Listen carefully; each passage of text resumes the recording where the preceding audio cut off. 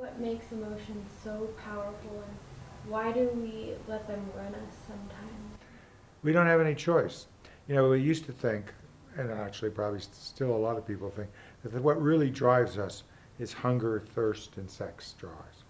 But think for a moment. People will starve to death if if the only food supply they feel is disgusting. And people do starve to death. People will take their own life because of despair and emotion. So the will to survive is puny compared to the power of emotions. And people may never have sex because of fear.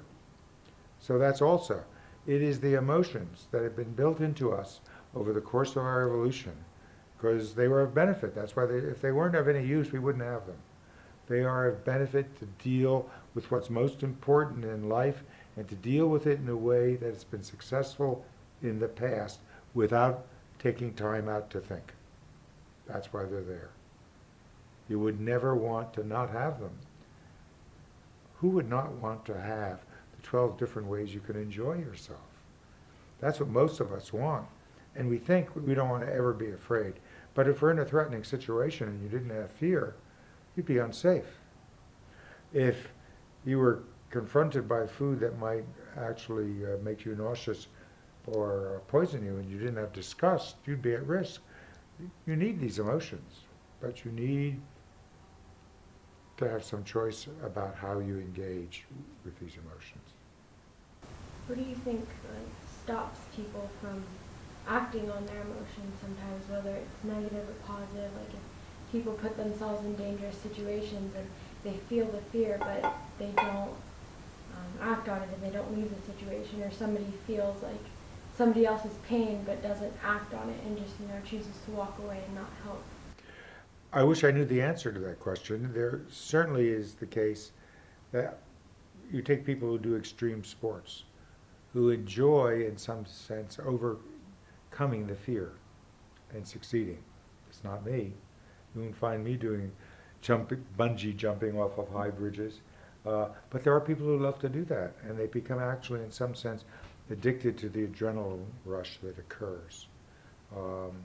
I think risk-taking, there are some people who like to avoid risks, and some people who thrive on risks.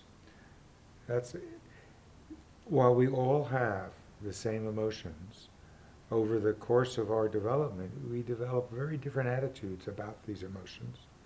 We become specialists in some emotions and totally avoidant, if we can, of other emotions. You'll never catch me going to a thriller. I don't like being scared in movies. You'll never catch me going to a movie where there's a lot of violence. I don't like to experience anger vicariously. Some people do. Those movies are very successful.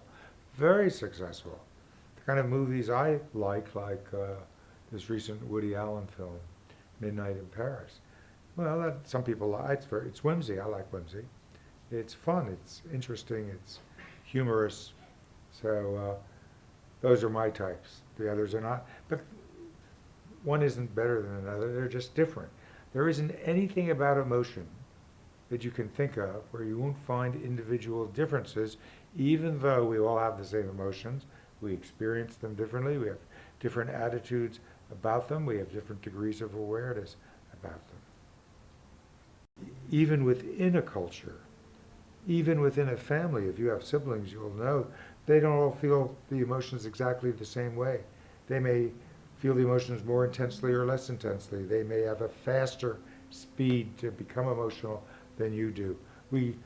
These emotions, if you think of metaphorically, are like programs, but they run on different hardware. Our brains are different hardware, one from another. And of course that soon gets changed because experience changes your brain. It isn't fixed at birth, just the opposite. In our society, the focus tends to be on encouraging us to respect each other's differences. Is this the best way to encourage young people to develop compassion? And as a scientist, do you think it would help to develop compassion if we focus thoroughly on our similarities as human beings? I think we need to focus on both, because both are there. We are all the same and we're all different. We need to understand the ways in which we are the same and we need to understand the ways we are different, and we need to respect differences. But there are some differences that we need to try to help people change. For example, explosive anger that leads people to say harmful or insulting things to others. Most people who have that really regret it, and they don't know how to change it. Nobody likes people like that, and it's intimidating. So there are differences that we don't want to respect. We want to help people be able to change. And there are very few people in the world who have emotional behaviors that are harmful who want them. They just don't know what to do about them.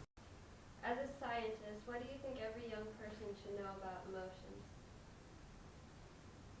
As much as possible. They should know why we have them. They should know the exercises they can do to improve their emotional life. They should recognize emotions in others.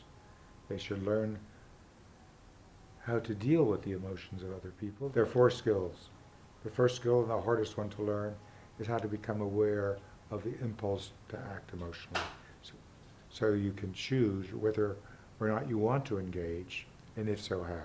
The second skill, a little easier but still hard, but there are exercises for it, is how to become aware of the fact that you've started to act emotionally, so you can exercise choice as to how you engage.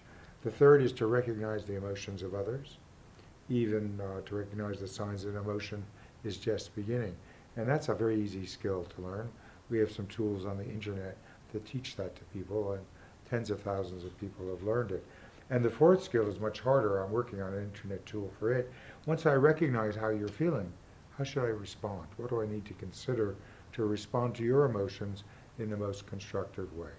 So those are things that I would like everyone, child and adult, adolescent and old person, everybody needs to know that. Nobody teaches it for all practical purposes.